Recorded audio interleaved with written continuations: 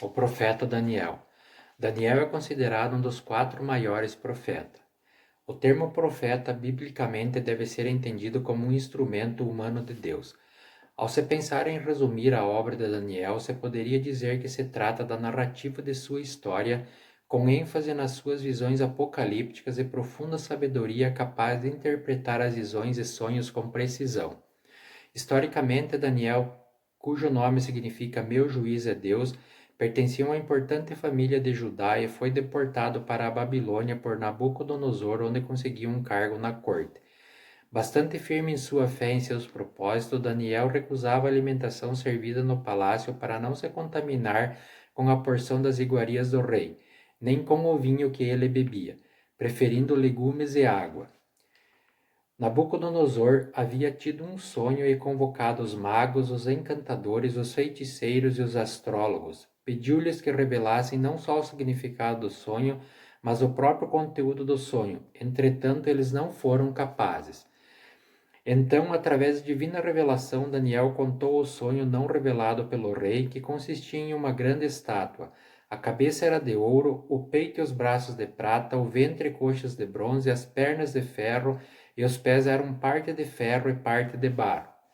Revelou também a interpretação que incluía a descrição da história da humanidade desde a Babilônia até o dia do juízo final. Segundo Daniel, as diferentes partes da estátua eram diferentes impérios que se sucederiam no controle e domínio do mundo, ou seja, a destruição do reino de Nabucodonosor e a vinda de outros reinos.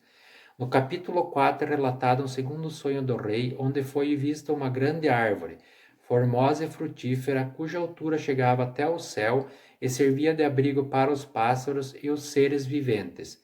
Então surgiu um ser celestial que desceu do céu e ordenou que a árvore fosse cortada, seus frutos espalhados, as aves e animais que se abrigavam nela afugentados, e seu tronco e raízes deixados na terra, atados com correntes de ferro e bronze. O profeta Daniel interpretou esse sonho dizendo que a grande árvore era o próprio Nabucodonosor, que desfrutava de seu esplendoroso reinado.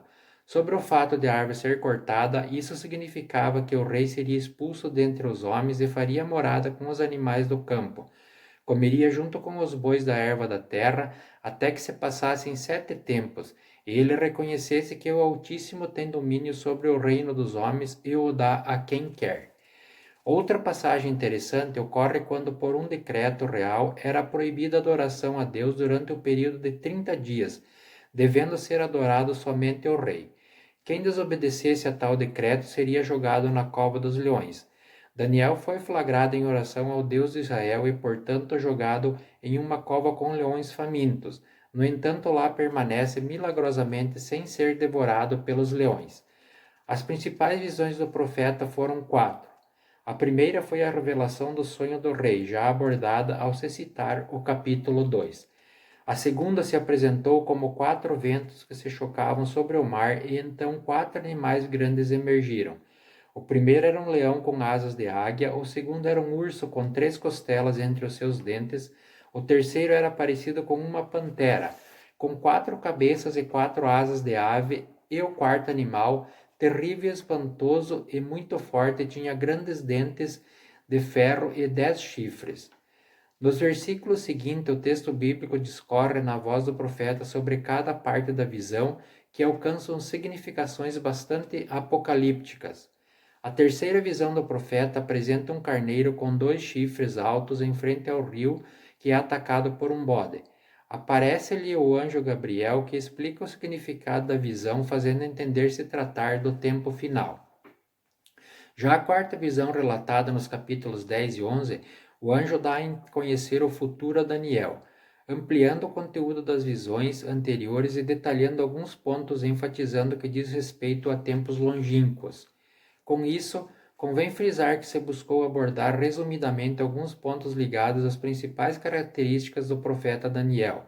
Esse pequeno estudo deve servir para estimular sua leitura e debate das imensas possibilidades de interpretações de sua mensagem de fundo messiânico.